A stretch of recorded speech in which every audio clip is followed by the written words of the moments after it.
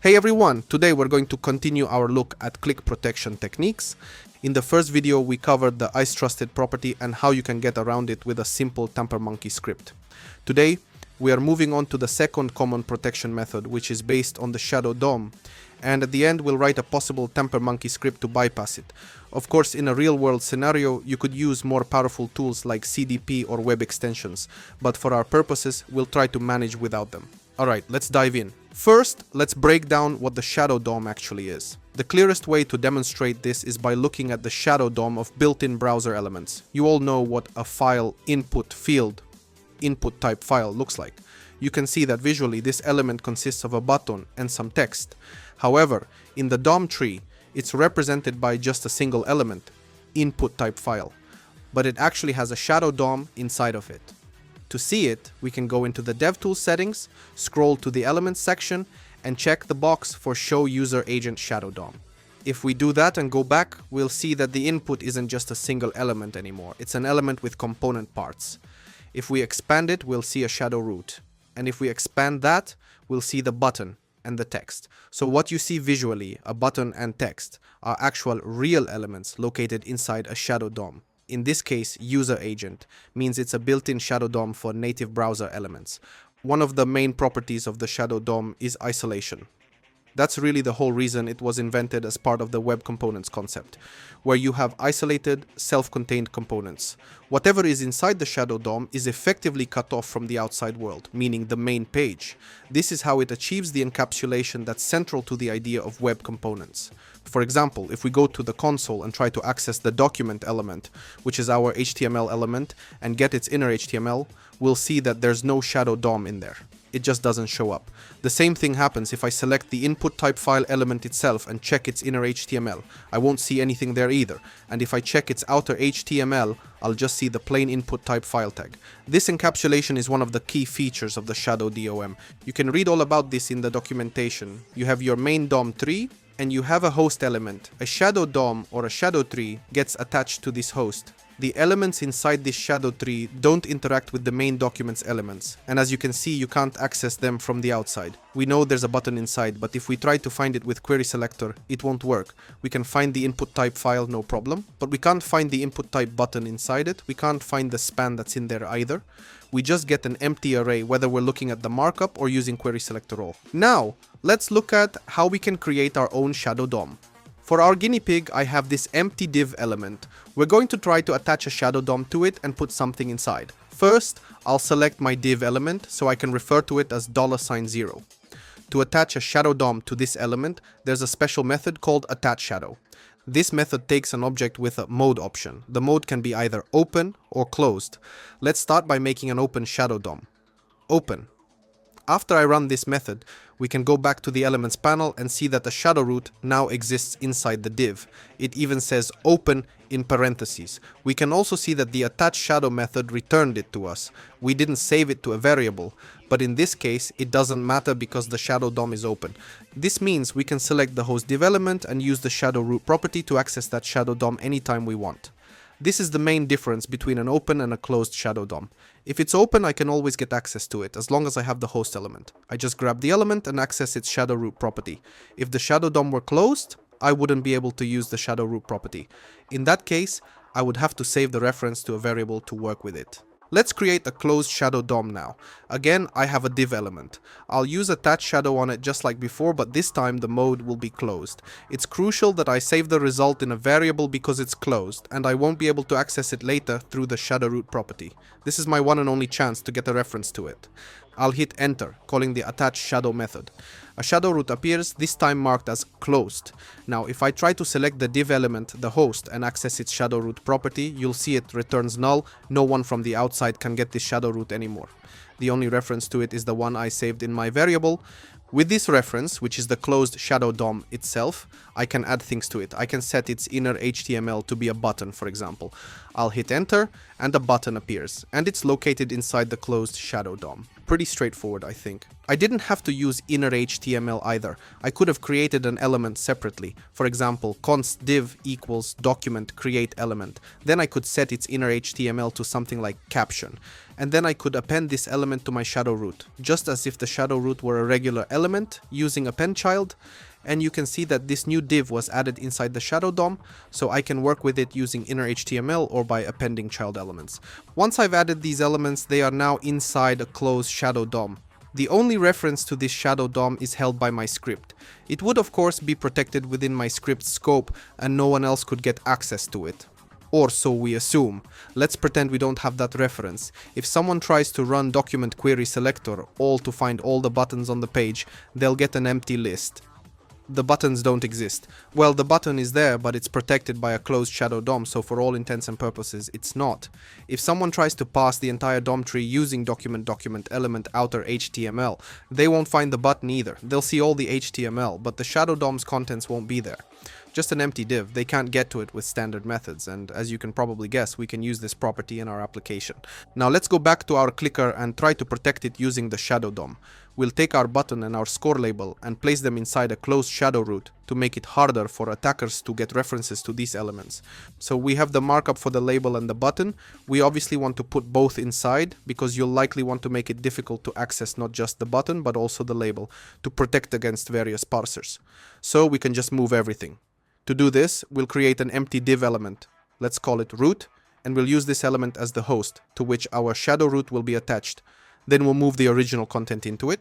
In our script, we need to get the root element. Since it has an ID, I can reference it directly. I'll call root.attachShadow, and we'll make it closed mode close. I'll save the reference here. Then, using inner HTML, I'll simply put the old content inside it. I'll just cut the label and the button from here and set it as the inner HTML of our new shadow root. But that's not all. We've added the elements, but we ourselves need references to them, so we can first change the label's inner text, and second, listen for events on the button. So we also need to have our own references. We can do that easily since we have the shadow root. We can just call shadowroot.querySelector and get the elements by their IDs. The button will be shadowroot.querySelector#button, which I can save. And the score, or clicks, will be shadowroot.querySelector#clicks. We've gotten the references for ourselves, and now we can add event listeners and change the text. All of this will now be inside a shadow DOM attached to the root element, and it will be a closed one, so it can't be accessed from the outside. The only reference to the shadow root is saved right here in this variable, and this variable is local. You can see our whole script is wrapped in a function, so this is a local variable, and you can't just easily access it from the outside. It's possible, but not simple. Let's see what we've got. We refresh the page and see our root element. Inside it, there's a closed shadow DOM, and inside that shadow DOM are our label and button. I click the button and the score goes up, all while being protected inside the shadow root. This makes getting a reference to these elements much harder because, again, if we get the full HTML, we won't see them. We'll only see the empty root div. If we try to do a query selector for the button, we won't find anything. If we select the root element and try to access its shadow root property, we'll also get null. So as you can see, by placing elements inside a closed shadow DOM, you make it significantly harder for others to get a reference to them for later manipulation.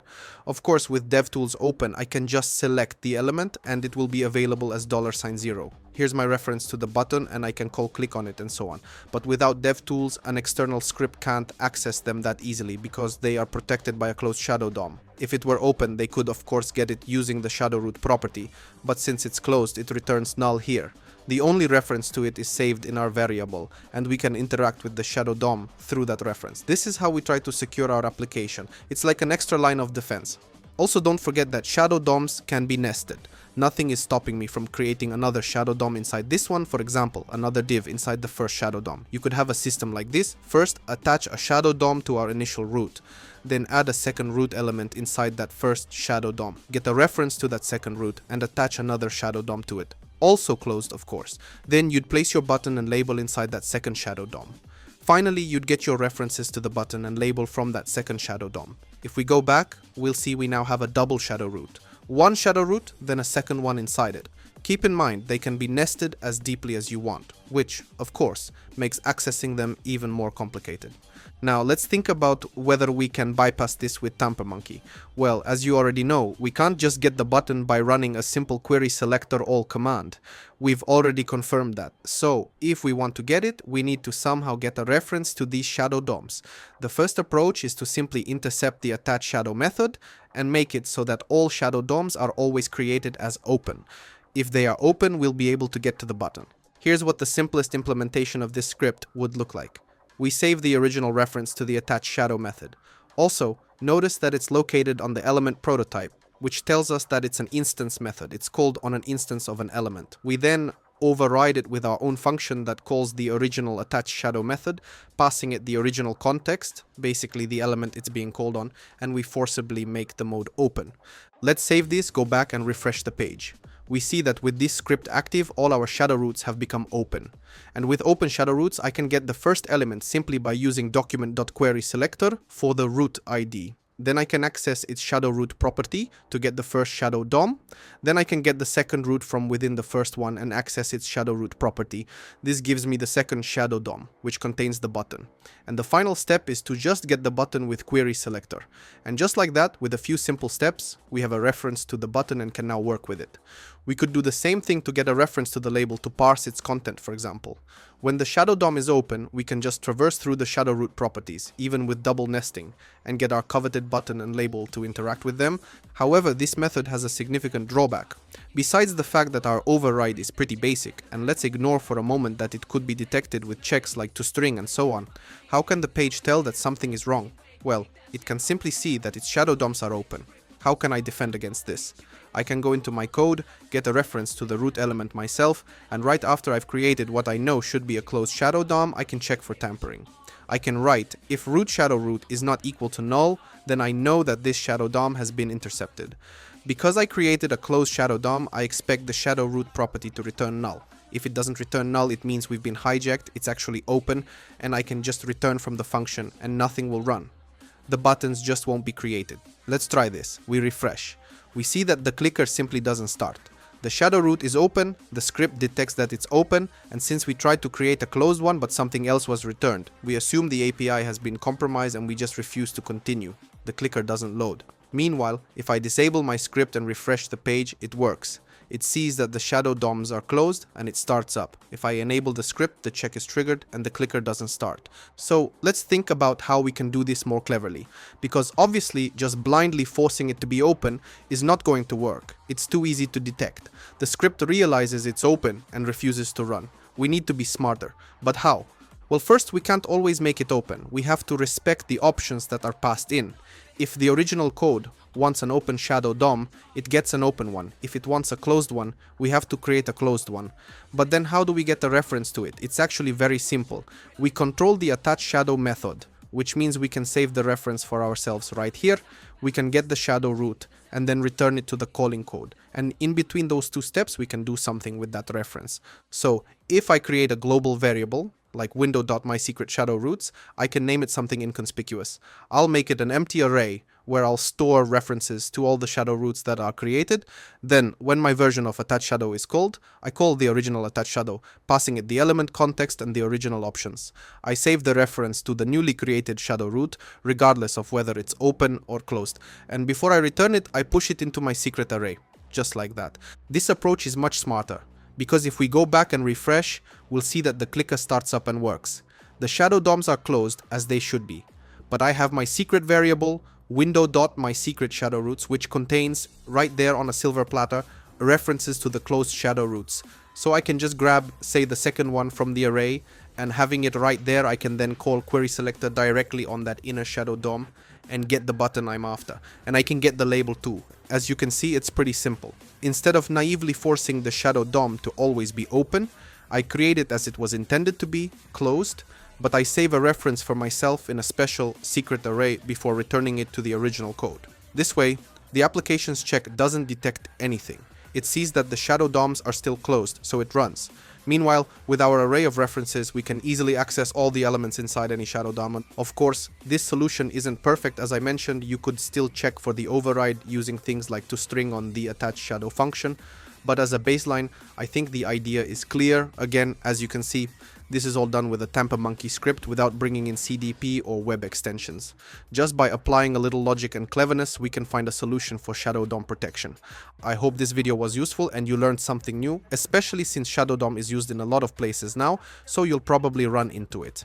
In the next video, we'll look at a class of click protection based on event inconsistency. Good luck and see you next time.